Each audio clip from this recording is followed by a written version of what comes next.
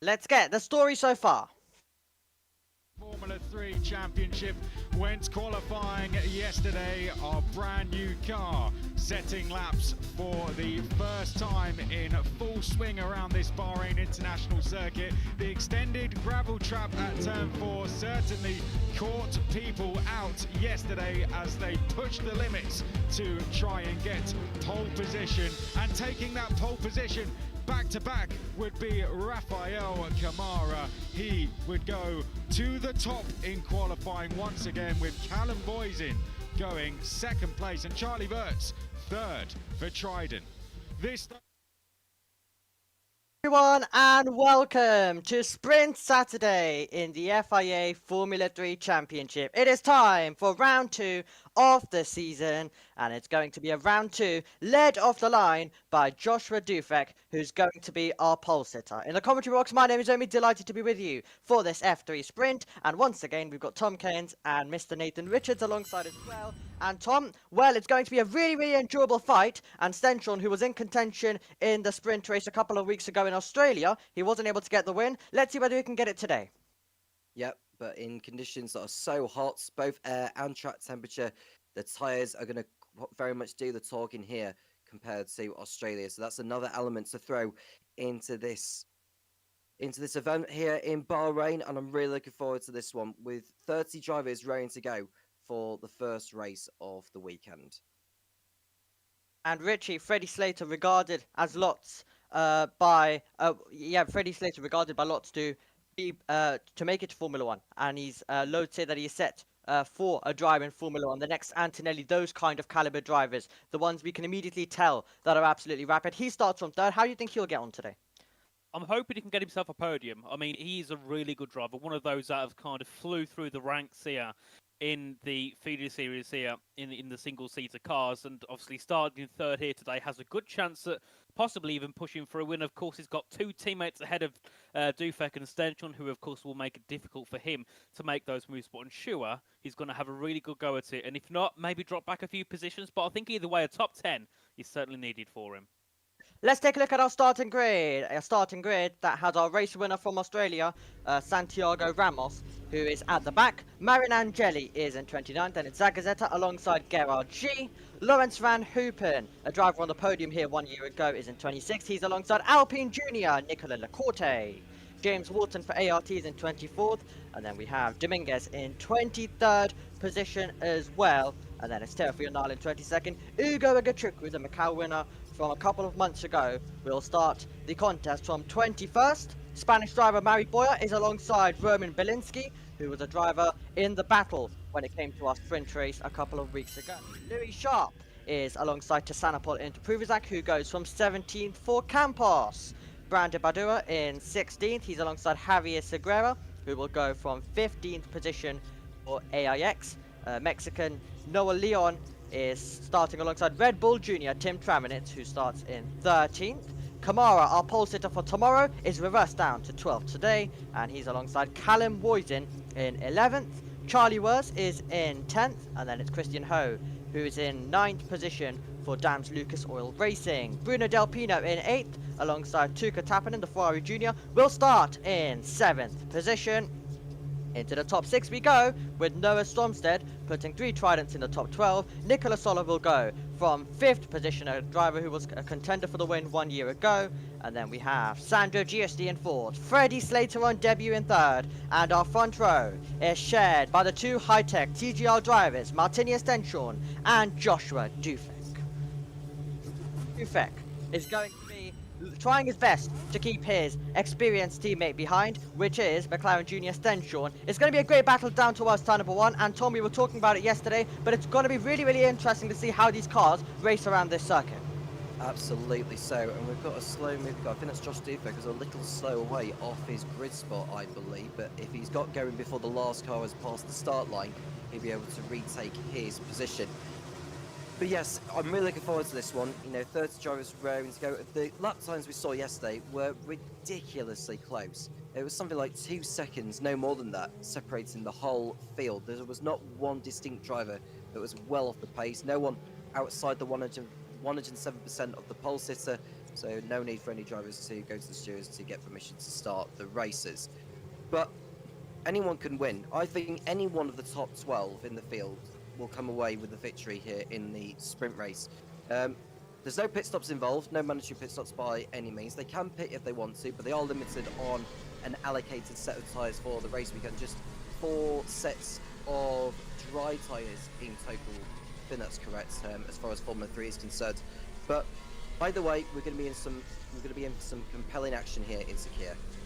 We really are indeed, and I'm really excited to see how Kamara will do from 12th, but the driver who starts in 3rd is Freddie Slater, and it's going to be really exciting to see what he's able to do on debut.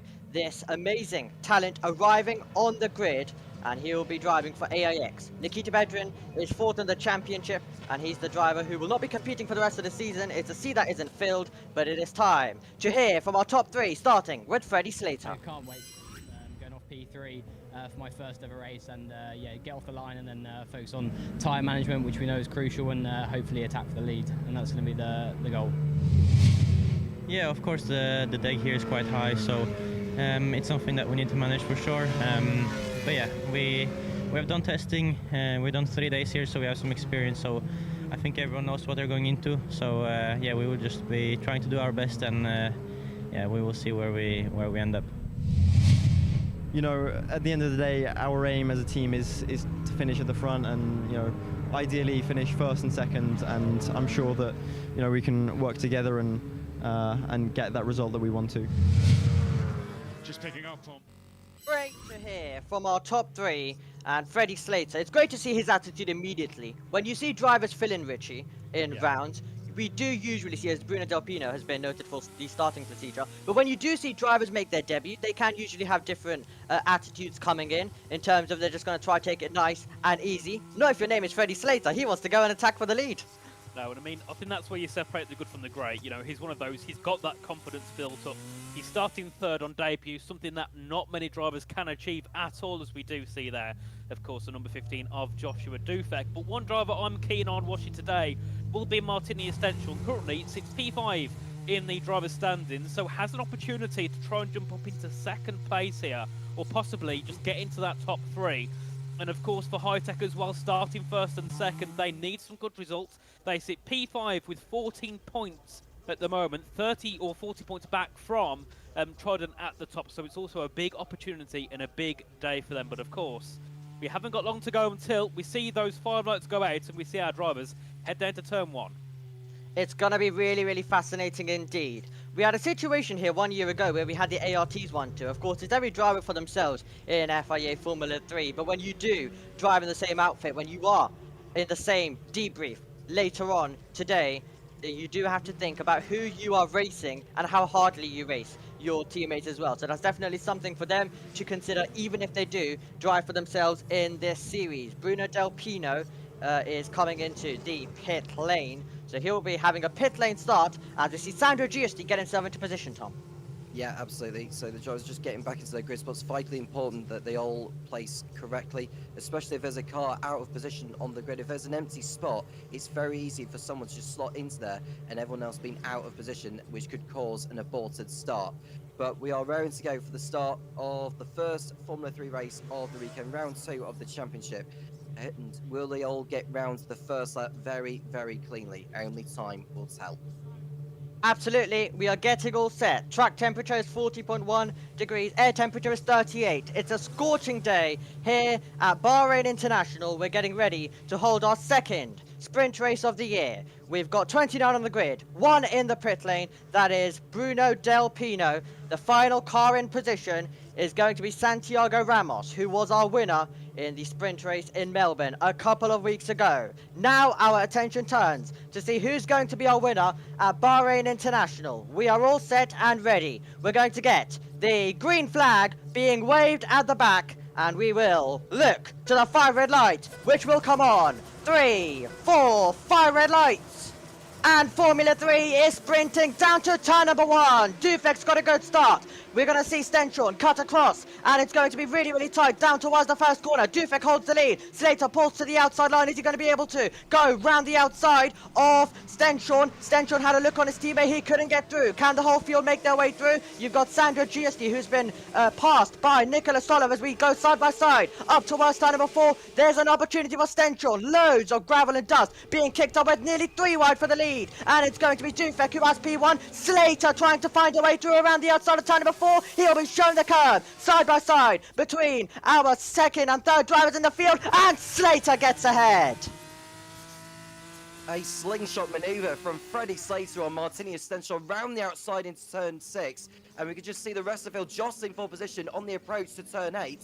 We just see one of the Primus there. I think that's Noel Leon, who's going round the outside of one of the dams. So he's had quite a start to this one, has the Prima driver. But you can see the field heading towards turns 9 and 10. A great start from the pole sitter Josh Dufek, an even better start from Freddie Slater on Martinius Stenchorn, but a long way to go. Yeah, I think Kamara stalled on the grid. He was the staller in the background, I believe. There's multiple cars off the road, and that is Leon having to go on the defensive, and that will be the opportunity. That's Noah Stromstead being passed and going. Around the outside is Christian Ho, the first Singaporean driver racing at this level, is on the attack, Richie. Indeed, looking to make a move there ahead of Giusti. Heading to turn 13. That was someone there making a bit of a send.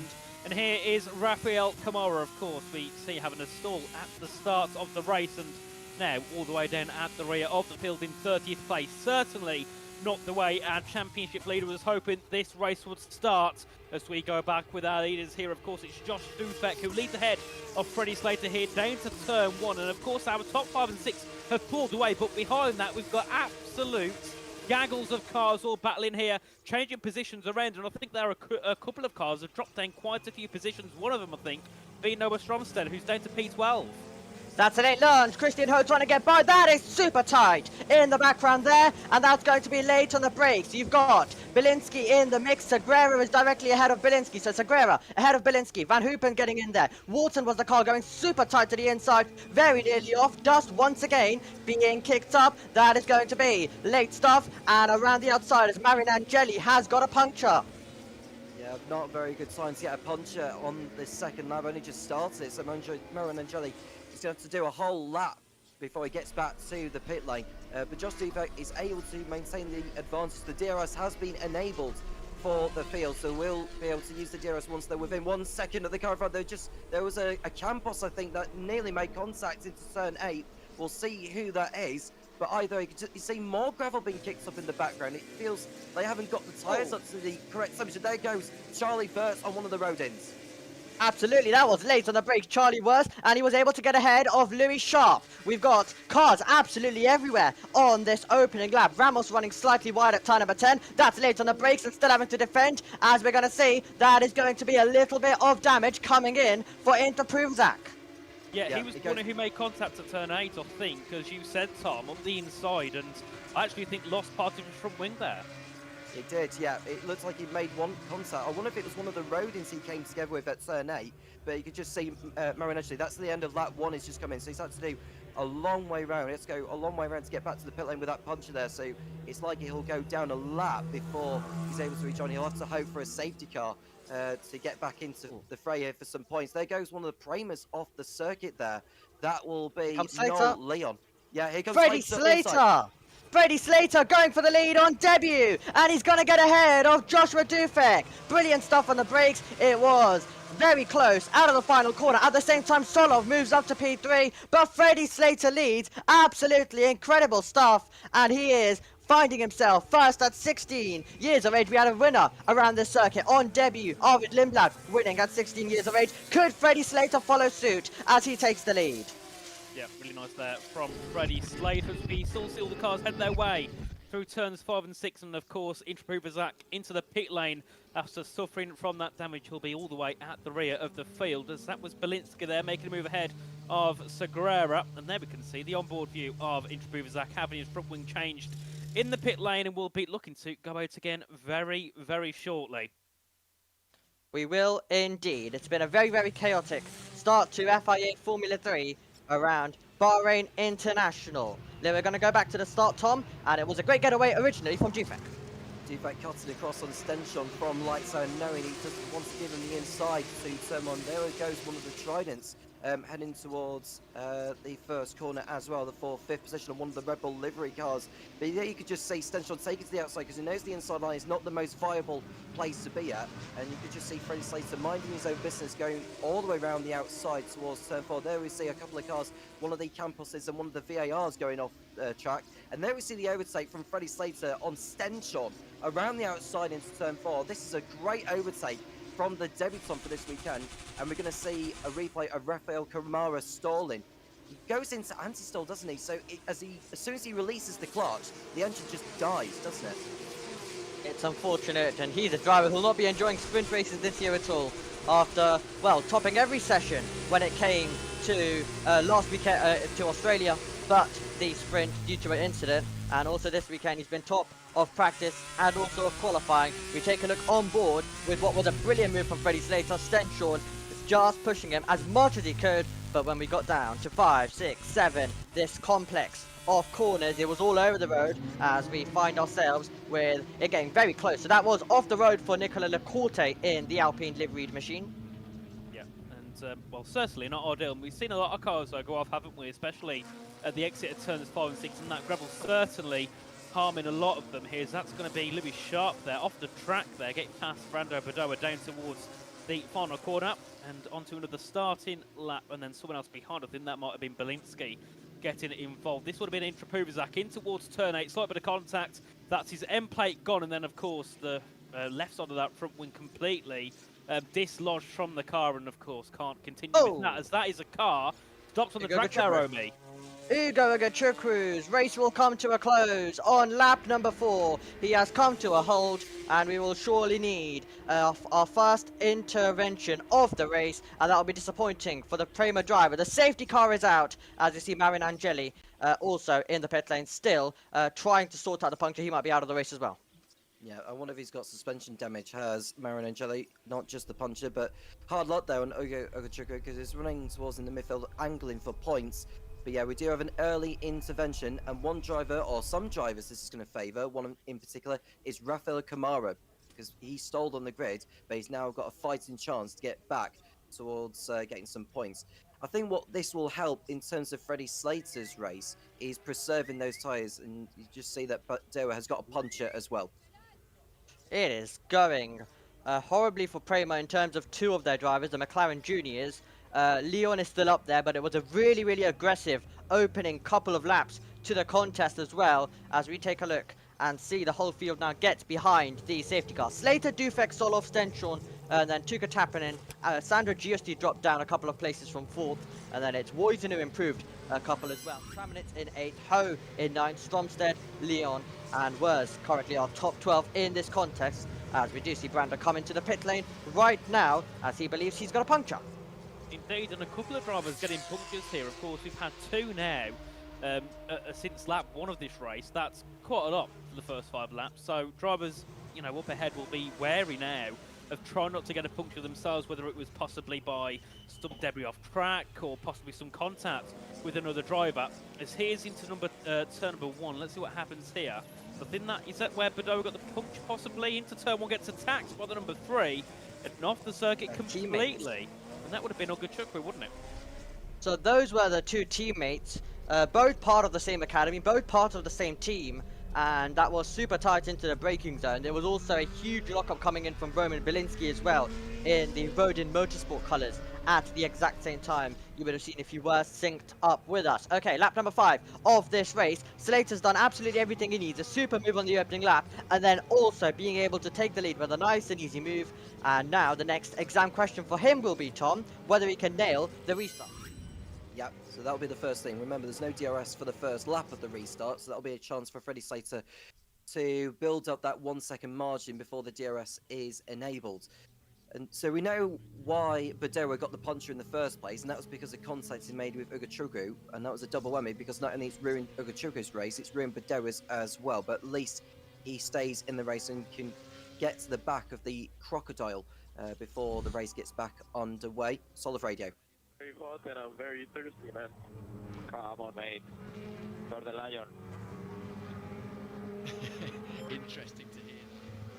It is super hot. It's super hot. Now it's 38.4 degrees as well. It is absolutely boiling. It's completely boiling there, and it's a tough ask. It's a really tough challenge for these drivers. When you do have drivers like Slater, 16 years old, in this field, it is quite challenging. Remember, these are the stars of the future. They are the unfinished articles, and we really, really want to see more and more get to Formula 1, and Slater definitely seems well set on that route.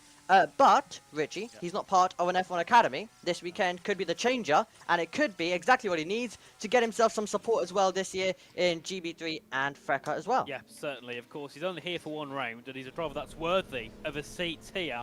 And, of course, someone who should be getting himself into an academy, and hopefully it won't be that long. Hopefully it won't be long indeed, as you mentioned. Let's hear from Badr.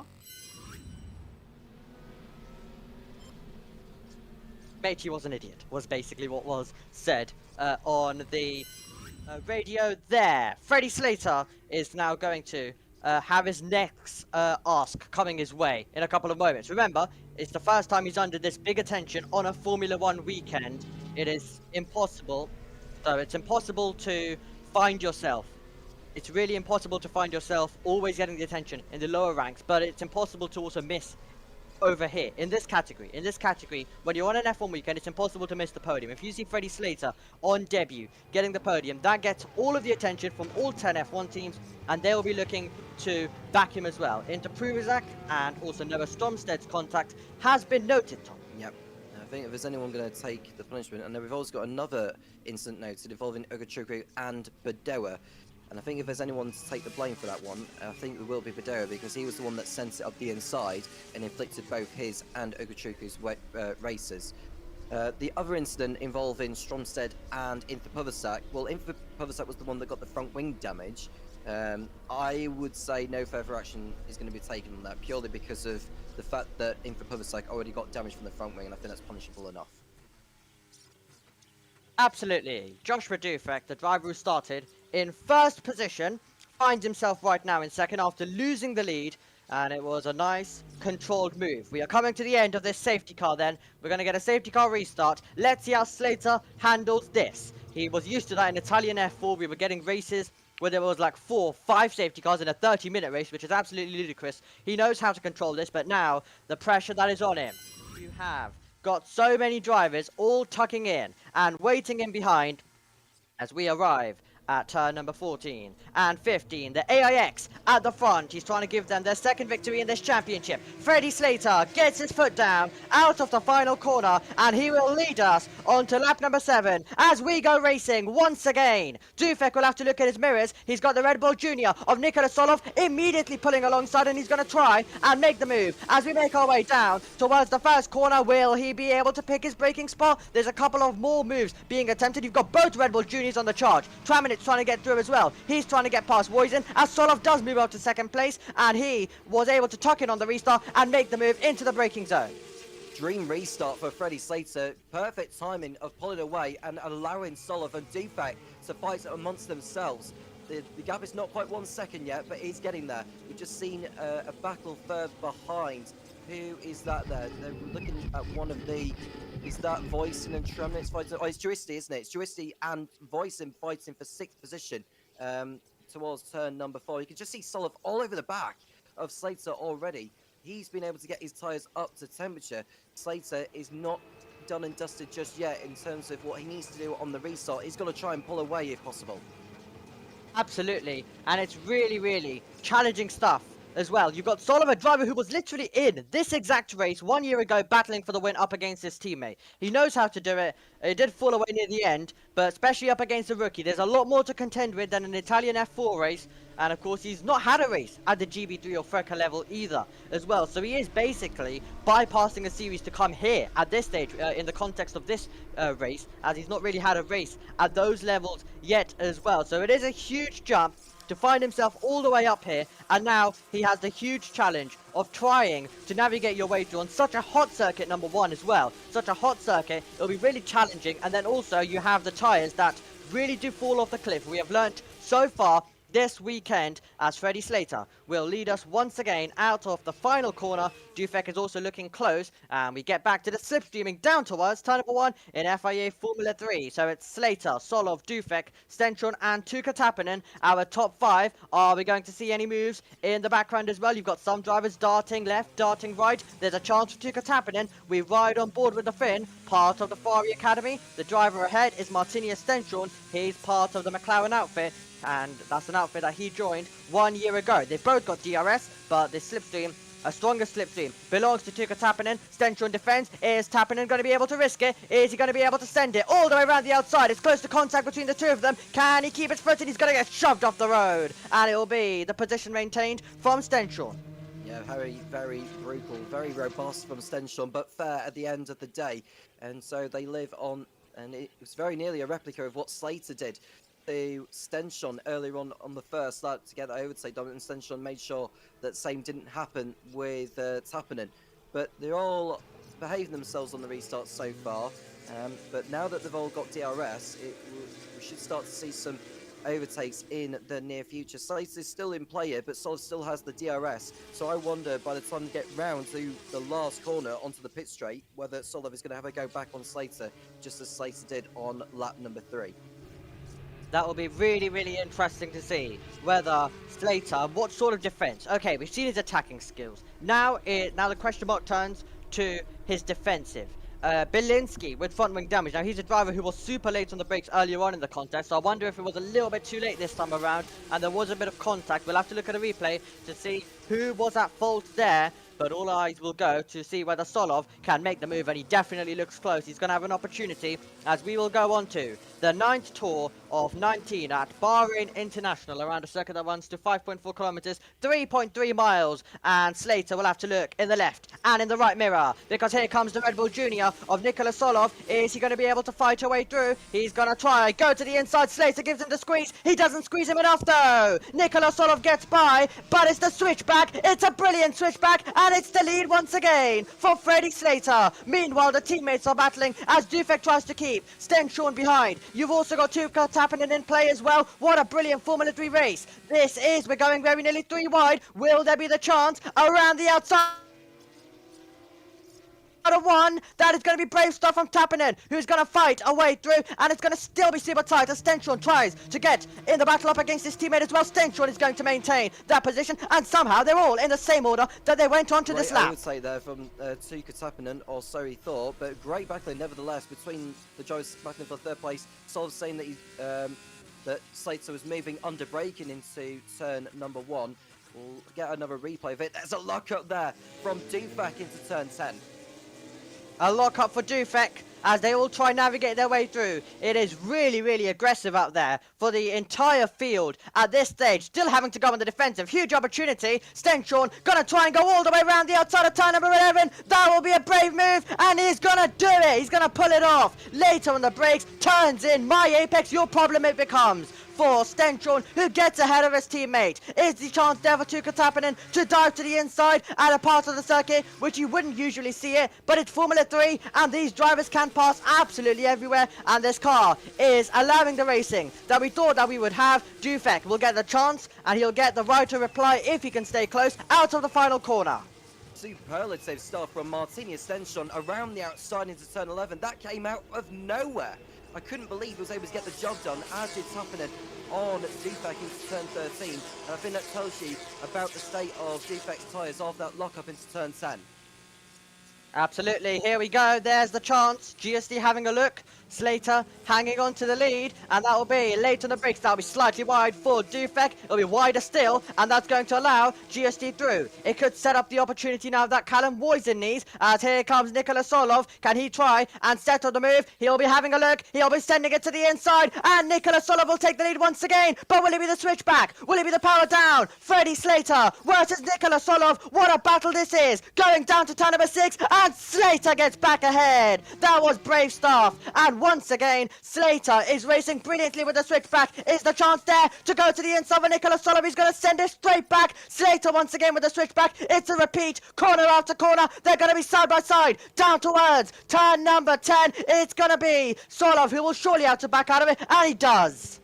Duel in the Desert 2.0. What a brilliant battle we are seeing here between Freddie Slater and Nikola Solov. This is the kind of racing we've been after with these new Formula 3 cars, but this is far from done. We've got 10 laps to go, including this lap, and this is not the only battle we are seeing. We've seen Stenshon and Tappinen fighting over the final podium position as Dufak continues to trot back, as Tim Chudnitz has also got past him for P7.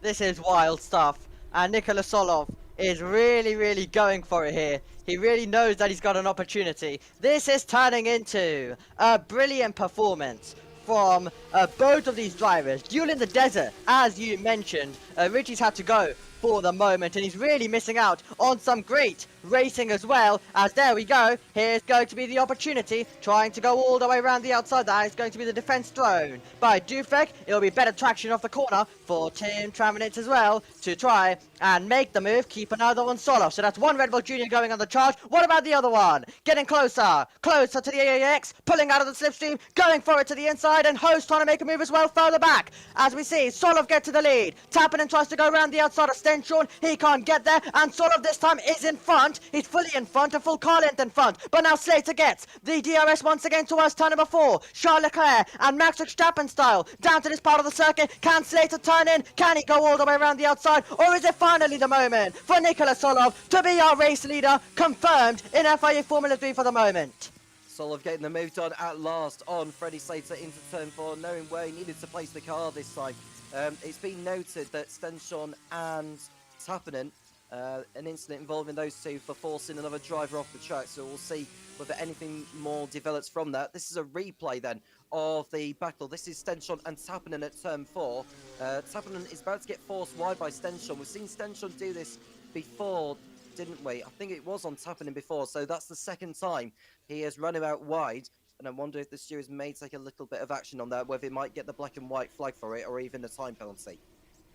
What a battle. Duel in the Desert 2.0, as you mentioned. And this is just a Formula 3 race, where we have so much of our attention is at the front, that so much is going on further back. That is late on the brakes. The Van Amersfoort. That's going to be Dominguez getting super tight. And he's going to be battling up against his teammate. That's versus Teofil Nile, where side by side, Javier Segura is trying to go the long way around. He won't be able to get there. Back to single file we go. Yellow flags for the moment. Lecorte has a look. Lecorte tries to get the move done on James Wharton. All the time Van Hoopen is just trying to hold on, and he's just trying to make some overtakes. Here comes Javier Segura, and that is going to be slowing down the Van Amersfoort. Is that Dominguez who is slowing down? It's Nile. Teofil Nile slowing down. That is going to be a huge disappointment. Looks like an issue for him. Yeah, Teofil now slowing down. What a shame after a brilliant drive again from the Frenchman. And the battles we are seeing, it's battles galore, even outside the point. Segura in 14th place ahead of Dominguez, Wharton and co. There goes Dominguez, there's go Wharton, one way, and then one driver going the other, through, slingshot the way on. Segura, you could just see there, nearly contact made. That was super tight, and that was really nearly contact, as we saw Van Hoopen go super late on the brakes. They're going to be sprayed all over the road. They already are, but it's going to get even more tight. Now the ARTs are going to go side by side, as Wharton tries to defend from Van Hoopen. We have Javier Segura going the long way around. Segura trying to get ahead, and trying to stay ahead of Dominguez, but Dominguez is going to have the position. That'll be wide, and there is the chance 4. We have Kamara coming back into this. This is unbelievable. Kamara has now found himself in this mix. That is how much these guys are battling. They are sprayed absolutely everywhere on this circuit. Another defensive shape is thrown. Ramos is in the mix, and Solov saying the rear tires are dead. Could there be the chance at the front for Slater to fight back? And this is exactly the racing that we wanted, as Lacorte tries to go wheel to wheel with Zagazeta. They're both part of Dams Lucas Oil. That's late on the brakes. Further back as well, and that is going to be Boyer getting past Bruno Del Pino. No further action taken on the incident involving Stenson and Tappinen, so they carry on as they are, and I'm not surprised by the decision. I think Formula 1 should take note of this, because the battling we are seeing in this Formula 3 race is absolutely phenomenal. I cannot believe it. But please, let's see more of it, because it's worth getting up for, depending on where you are from around the world tuning in. But we are seeing Solov and Slater coming out of the last couple of corners. There is a VAR, that's Tearfield Niall in the pits with a mechanical issue. That's a terrible shame for him. Nicola Lacour has dropped back as well. This is a replay then, down at turn 10. What we are seeing here, this is one of the framers trying to go around the outside there. Ah, there is one of the Van Amersfoorts, and this is the back we were seeing. That's Segura, wasn't it? Yeah, Segura in the mix in the AIX, and then you also had Ramos in there as well, and then the Van Amersfoorts all started battling down into turn number 1. That was Dominguez getting through. That was late on the brakes from Van Hoopen, who very nearly made contact. That was very nearly contact between the ARTs as well. Van Hoopen nearly into the side of James Wharton, and this was the Dams, and this was the opportunity for Zagazeta to get ahead of Lacorte, and Lacorte very nearly losing the car. He did lose the car. It's a rear suspension failure on that car. Only that the rear suspension's gone on the court, so that is him out of the race, I think, unfortunately. And so we are continuing on. This is Alessandro Giusti, part of the Williams setup, behind Martini Stenson. Yeah, you could just see Lacour. Yeah. Rear suspension broken on that car, and that's his race run. That is his race over as well. And yes, the racing that we're getting, we had good racing always for Formula 3 around the circuit, but it's just got even better. And we noticed this last year as well with Formula 2 when those regulations came in. It just made the racing to another level. We've seen it now for Formula 3 as well, where it's just got even more chaotic, even though we didn't think that was possible for this championship. It's a lot more close, it's a lot more tight, and it's what we've been saying all weekend long. Australia was quite chaotic, Australia was quite good, but we would properly understand how good these cars are around this circuit, and we're absolutely getting to see that. We've got a three-way fight for the win as it stands between Solov, Slater and Tappinen, as well as all of those three tuck in and try to deliver us this battle as Solov just tries to keep those tyres under control. Yeah, and so will Slater, because he won't want to take too much life out of them, considering how much he's been battling with Solov since the restart. One driver who's been tunneling down the order is Santiago Ramos, who made up places from the start, but he's now dropped back down, as has Brando Badoa. We're seeing Slater with the DRS open. Are we going to see an overtake also in the battle for 4th place involving Stenson and Giusti into turn number 1? We should be going to that battle, not looking at Tuka Tappin, and there we are now. Giusti and Stenson coming out of turn 2. Absolutely, here's the chance for Sandro Giusti. He'll get the run once again towards turn number 4. We've seen how this one has gone. He's going super tight. He's really trying to tuck in the slipstream. Now we'll place the car tight to the outside. He'll turn in and hope that he is clear of the McLaren Junior. It's going to be super tight. Just enough room is left. No more than needed for Giusti, and Stenson is just going to stay ahead. That was super tight, and now he's actually having to look in the mirrors. Is Giusti? That's how this racing goes. It is attacking 1 second, then trying to defend the next. Voicing, fancying his go on Giusti, whose momentum was upset by Stenson running him out wide, and that's allowing Voicing to close in all the time. There is Tramnitz, there is Ho as well, who've driven good races so far. We've got 2 Tridents in the top 10 of Stromstead and Wirtz. Top 10 score points in this, 10 points for the win, and then down to 10th for 1 place. But there goes Voicing around the outside Giusti for 6th position. Can he make the apex? He can. So, yeah, indeed. And he moves up. He moves past. And now you're going to get Tim Traminitz as well, who will want to get in the mix, who will want to try and get involved in this fight. A little update at the front. It's 0.6 of a second. You'd want to be a little bit more closer to the 0.5 to the 0.4 margin to be able to have a clear shot to take the lead into turn number 1. But even if we're not getting a battle at the front of this stage, we are seeing battles everywhere we look around this circuit as we make our way out of the final corner. We look to our leaders to see whether there will be an opportunity for the British driver, Freddie Slater, who is set to do a dual campaign with Freka and GB3, who of course is miles back into turn 1, but he'll be trying to set it up. Laps are running out. What a story it would be for him to win on debut, and he's been a great contender for the victory in this race as the rest of the field also go single file further back. They're all just trying to set up their moves to see where the opportunity will be. 5 laps remaining then. Who is daring to do what? We'll find out very, very soon. Josh Dufek continuing to have a really rocky race. The yellow flag is out, and it looks like he may have been involved in an incident with Ivan Dominguez. That'll be at turn 1, I reckon. There we go, look. Dufek and Dominguez, and that's going to be Dufek who's going to surely find himself stuck as well. And there we go, there's also Dominguez. So there was a bit of contact down at the opening couple of corners on the circuit, and that will mean that we'll need the safety car. Hopefully we'll be able to go racing for one more lap after this as well. All of our races so far, we've not had a proper green flag finish as of yet. We had the safety car finish in the sprint race, and then we had the race red flagged in the feature as well. So Solov, Slater and Tappinen, our top 3, and if it isn't to resume, then this will be the order that they finish in. Yeah, there's a bit of debris at turn 11 as well, so hopefully if the safety car is deployed, the marshals can go and pick that up. But you can just see Solov, Slater and Tappinen just settling in actually. They know that the safety car is going to be deployed. The safety car has been deployed as we speak. We're going to see a replay of the incident involving Dufek and Dominguez. This is at turn 1 as I had suspected. And yeah, that's just front tyre against rear tyre, and often enough that's what we can cause. Indeed. Dufek not happy. He just slid right into me. He says about Ivan Dominguez, and that is a slow-mo to see the contact made originally and then also later on in the apex, and that is how both of their races come to a close. Javier Segura says thank you very much as he takes 2 more places in the AIX, and actually there was a bit of contact between Dominguez and also Segura, but he just about got away with it. Yeah, I think Dominguez will take a penalty for that because he came in too hot up the inside, and yeah, that was like a double whammy really, taking out Dufek and potentially causing a puncture to Segura. I don't think Segura's got the puncture as far as we know, but that was so easily, that so easy could have been the case. Dufek is still in the car, interestingly. I just wonder whether he may be able to restart that, but if the marshals touch the car, then it's essentially race over. So I'm just waiting to see whether Dufek does get out, unless that car is still live,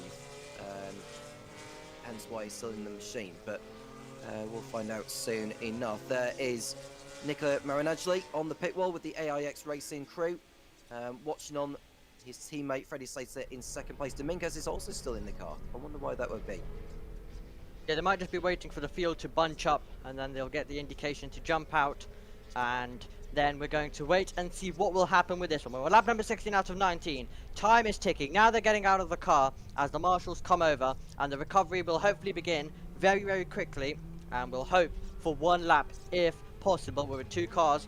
It is quite a hard job for the marshals at the same time. We thank every single one of the marshals who come and make these racing events possible, and even if it's just local events and all the way up, for example, to these events as well, at the top of motor racing, we thank every single one of the marshals who contribute and allow us to go racing safely as well. And it's Solov, Slater and Tappinen who are our top 3. Slater with a brilliant performance. Let's hear from him. Let's get this done, mate. Okay, copy. So they believe the 1 lap that I'm talking about, that's what they believe as well. And yes, it's going to be an interesting last lap. If he wants to win on debut, what a story it would be.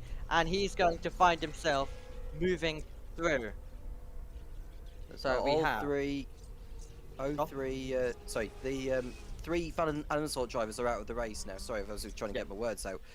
Dominguez, Ramos and Niall, which is all really. I remember when Van Amersfoort Racing competing in their first race in Formula 3, they won. Contrast that to this time around, you know, all 3 cars out of the race, which is astonishing to see. But there goes Dominguez and Dufek's cars. I think we should be able to go racing at the end of the next lap. They're doing a fine job sticking to the protocols as well, these marshals. They are in communication with race control to make sure that they are going on circuit at the correct time, not just as when they feel the time is best for them. because they don't know what's happening all around the circuit, you see. So that's why we have this level of communication between the marshals and race control. So we're coming towards the climax of the race. I think we will get some running. Who do you think will dare to do what? Well, from what I've seen from Slater, he always finds a way to do something, so I wonder if he will risk it all to try and get that. Let's hear from Solov. All good, mate? No, not really. Front left is completely finished. If Slater has some tyres, that could be a big opportunity. That could be the opportunity he needs. We're going to be in for some final lap to decide our winner. If they've cleared it, maybe even 2 laps as well. We're on lap number 17. 18 will be next up, and it looked like Dufek's car was behind the barrier, or very nearly behind the barrier. And if Dominguez is the same, they've gone to work really, really quickly. We have got 5 minutes left on the clock, so we should have enough time for this to be restarted and everything to go to plan. So we're just trying to, well, we should get some running before this race is over. Solov ahead of Satan. It's Tappinen holding firm. Tappinen, who many have tipped to be going for the championship this season. He hasn't got any points yet on the board, has the Finn, but he is bound to do so in the near future. This is going to be a replay of Nicholas Solis' tyre state. He's mentioned on the radio about the fact that his tyres are dead, and I'm inclined to agree with that because it looks like they've gone past their best, those considering how many laps they've done. Yep, indeed. As we see, the safety car is going to be coming in at the end of this lap, meaning there will be a bit of DRS to play with on the last lap. Reported his front left is gone. His front left is gone. Copy, I'll try and get on with it then. Please do.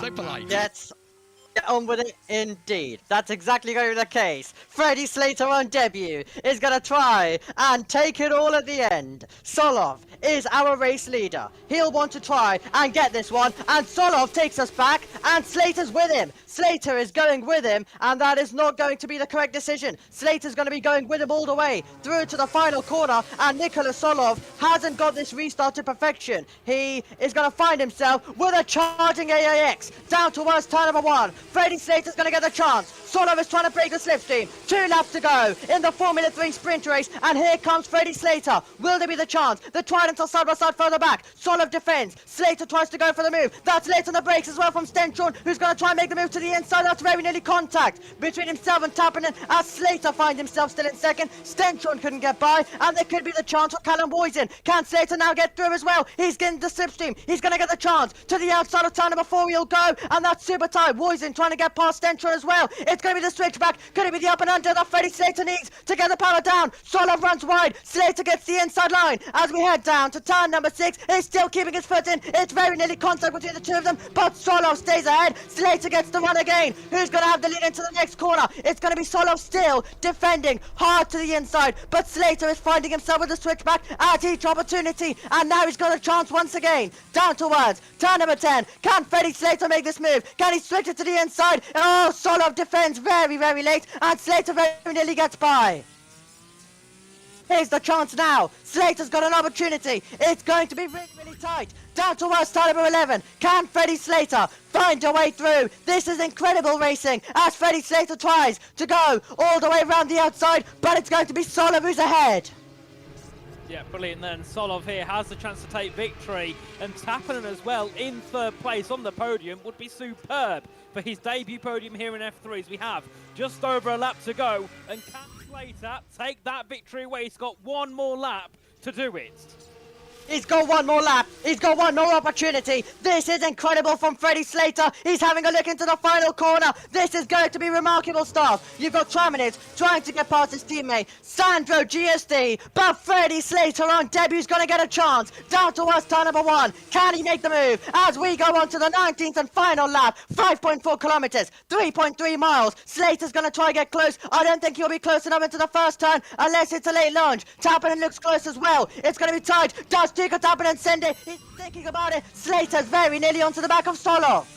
Yeah, indeed, that was very close indeed. Tappinen looking for an opportunity, runs a bit wide heading up turn 3 and completely off the road there for a second. And Slater here has an opportunity into turn 4, but he's a little bit too far back, and Solov here looks like he might have that job done and will be taking victory here. A rain bar rain, and you can see there Slater dropping back a little bit more near that gap. Just over half a second, he'll have one more chance down towards turn 11, but I think Solov might have done the job. Of course, had a really hard time last lap round. This lap has been a lot more simple, and it keeps extending that gap at the front. That was incredible. Nicola Solo really having to go at the end on the defensive. He had to defend for 2 laps rather than 1, which was the predicted time that we would get in this race. And now this is the last chance for Freddie Slater to get close. He's got DRS. We're heading down to turn number 11, which is his last realistic opportunity. And Solov is still ahead. Solov still keeps the position. Slater will not be able to get by unless he can keep it close through turn number 12. It will need to be bold. It will need to be brilliant if he wants to get through the next few couple of corners. Slater has given it his all. He got really close to winning this race. He put all the pressure he can. He showed his talent all throughout this race. It's been a brilliant performance on debut by the 16-year-old as we're heading down to the last corner, but it's going to be Nicola Solov who was battling last year. Slater's having a look. Slater's thinking about it, but he won't be able to. Has he been able to scare Solov wide? Not at all. Solov with a brilliantly controlled final corner. He will come across the line first, and Nicola Solov holds on to take the win at Bahrain International. Slater with a brilliant performance on debut for second, and it's Tuukka Tappinen, the Flying Finn in third, Woisins in fourth, Stenshorn, then Traminit is ahead of his teammate GSD. It's Ho in eighth. Charlie Words is ahead of his teammate Noah Stromstead. But Solov, after battling for the win 1 year ago and finding himself dropping down the order late on, today he was the man who went on the charge and was able to keep the lead all the way to the checkered flag. A super drive from Solov all the way through, despite being on pretty worn tyres. But this man is going to be doing more of the talking today after what he has done. Freddie Slater, second place on debut. What a performance. Wow, incredible, Richie. That is some of the performances that we love to see. It would have been great to see him get the win. AIX will be celebrating, but Slater will get another chance tomorrow. The feature race will be chaotic, and as we mentioned today, anyone in the top 12 had a chance to win this. Tomorrow, Slater will start in 10th. Who knows? Nico. Pantera race, well done. Come on, let's go. Finally starting the season right, man. It was difficult in the last few laps. I think the safety car saved me a bit. I was pushing a lot in the beginning to pass, and the tires were dead. Yeah, that would have been scary. That would have been scary stuff for the last 2 laps. With tyres he knew that weren't in perfect condition. It was the longest battle that went on the penultimate lap. It was corner after corner, all the way down to turn number 11. He was under pressure the entire lap, but on the final lap, crucially when there was DRS on the second and third straight, he just had enough to hold on. Yeah, certainly. And I think one driver who also did a really good job in that one was Callum Voisin, starting P11 up to P4, and tomorrow he's on the front row of the grid, so he has a big opportunity to fight for the lead. Certainly had a lot of pace in today's races. Here's Freddie Slater. Racing there, mate. Good job. Oh, such a shame. Shame that DRS did over on the main straight, because that's obviously what the rule is, but very good job overall. So close. Good racing, mate. Good racing.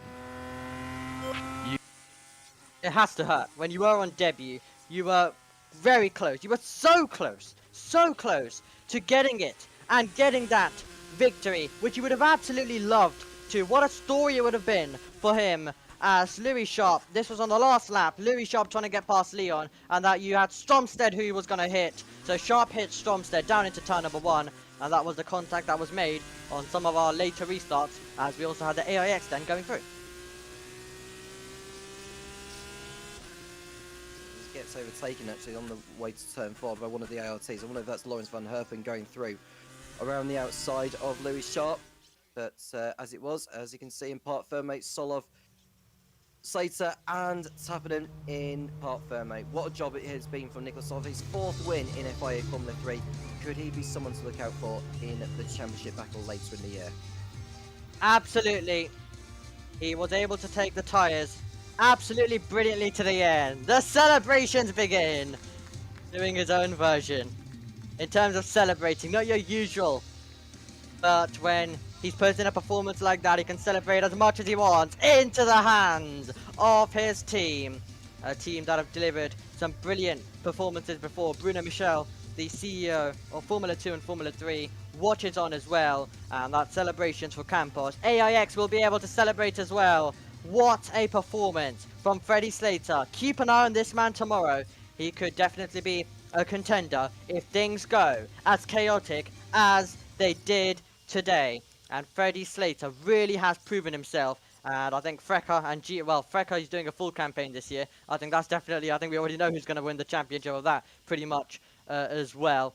But with GB3, I think he'll still be close to the championship, even though he's going to miss like 4 rounds of that. I think he's really going to put in some incredible performances in that championship. And Tuukka Tappinen, as we mentioned, a great performance from him as well.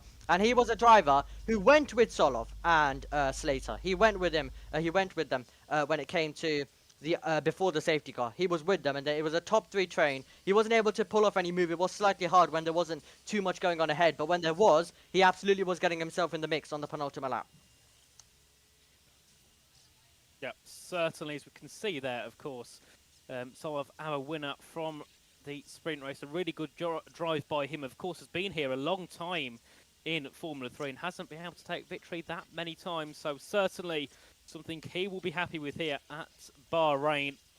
And of course, you can see there posing for the cameras. Brilliant victory by him. And of course, second place for Freddie Slater and Tuukka Tappinen in third. A very well-deserved podium for him as well. So our top 3. Very, very nice to see, isn't it? Especially when it's 3 drivers that you don't expect to see on those podium spots, taking some very well-deserved points. Yeah, I'm really still impressed with how Slater was able to manage those tyres all throughout the race. We see so many rookies who have the pace and potential and everything, but then it can all go wrong when it comes to the tyres when they arrive at this level. There's so many different factors, but it looked like he was able to keep those tyres in frame, and also you have to follow Solov as well. Once Solov made the move, you had to follow Solov for quite a bit of time as well.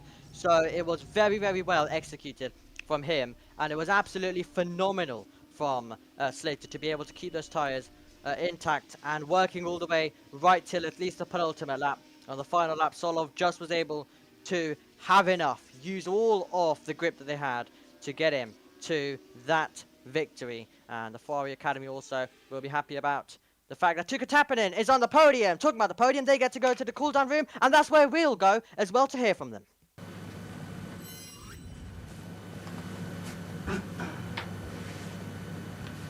That was chaos. You were defending good, man. Yeah, it was bad.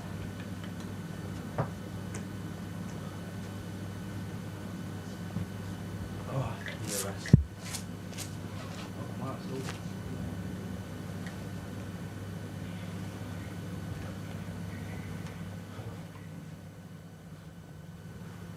It's just close. Yeah. I think I was pushing too hard in the beginning. Oh, fuck. It's just so hard to get that half a second range. Yeah. That last bit into T1, like, so the last 2 laps you don't have DRS and you remain straight, so you don't catch that much. No, I think it was tailwind, so you don't really catch. Like, when I had DRS, I was like, alright, done. Yeah. And then I was like, whenever someone had DRS, it was like, you could just get straight to the back.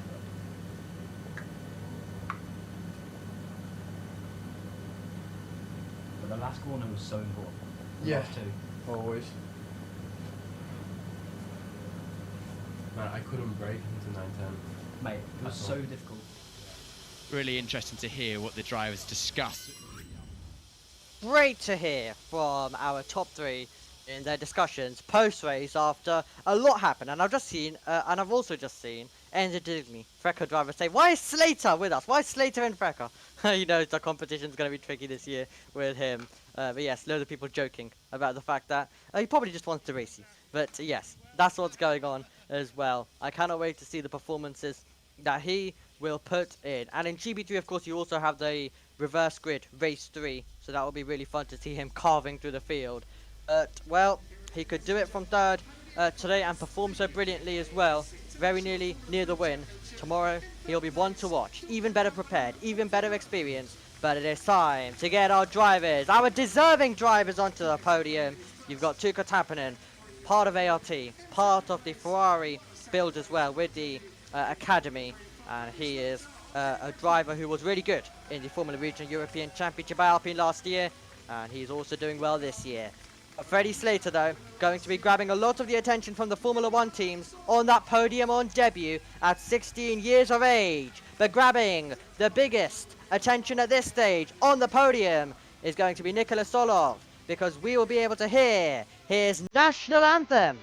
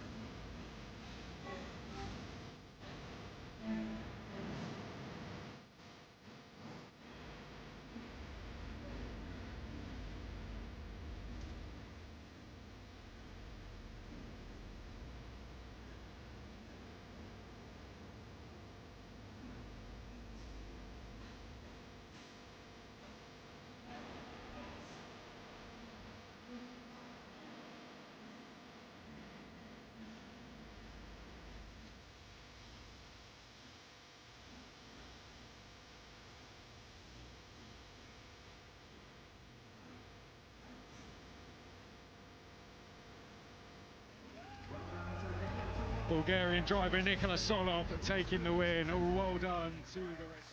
Great to hear the Bulgarian national anthem for the man on the top step, Nikola Solov. He gets the trophy, and that will be one that he will savour, especially when he sees how talented Freddie Slater is. He was able to beat him all the way to the end. He had the response. First of all, it was Slater putting in those brilliant defences, but then Solov, my goodness, absolutely brilliant as well, with tyres that weren't in the conditions to be able to do that. He managed to make them do that, and he took it all the way to the top step and get the biggest trophy available for Formula 3 today. Freddie Slater, that will be his first one on an F1 weekend. He'll really love that. His first one in FIA Formula 3, and that will be one that he wants to keep as well. And Tuukka Tappinen on the podium as well. Great stuff for him as he gets to lift up the trophy, take the pictures, and he'll also enjoy that one as well. And so will Finland. Well, we're going to see the party started. We're going to see the atmosphere begin with the celebrations for FIA Formula 3. The champagne is sprayed. And Tom, it was a brilliant Formula 3 race. Looking forward to more of the same tomorrow. Please, can we have some more of what we had today? Because the backlink was just so spellbinding. I couldn't believe what we were watching. And goodness knows what the other race is going to bring as well. Who's there? Particularly the next one at Imola after tomorrow's race. But phenomenal race today. I really enjoyed it. Okay, well, Sky going to cut away. Well, Richie, your thoughts as well on that race? Really good. Even though I missed about 10 laps in the middle, I really enjoyed that one. Really interesting race. And of course, great to see Slater on the podium, and hopefully for himself, back on the podium again tomorrow would certainly be a great way to end his, well, what could be a 3 season. We don't know if he'll be back again. Yeah, absolutely. We're going to confirm the full results for you then.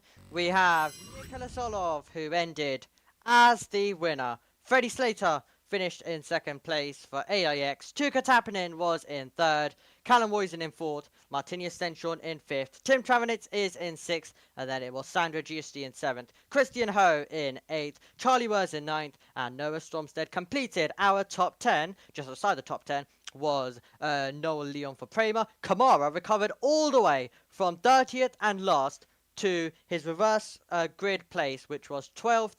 And then we had James Wharton, Louis Sharp, Mary Boyer, Lawrence Van Hoopen, Zagazeta, Tasana Polinta-Pruvazak, Bruno Del Pino, and Roman Belinsky completing our second page. And then it was Gerard G, Brandon Badua, and Javier Segura as our final finishers. And the retirement list consists of Dufek, Dominguez, Ramos, Lacorte, Nail, and then Ugo Gatrikru, and Nicola, Marin, and Jelly.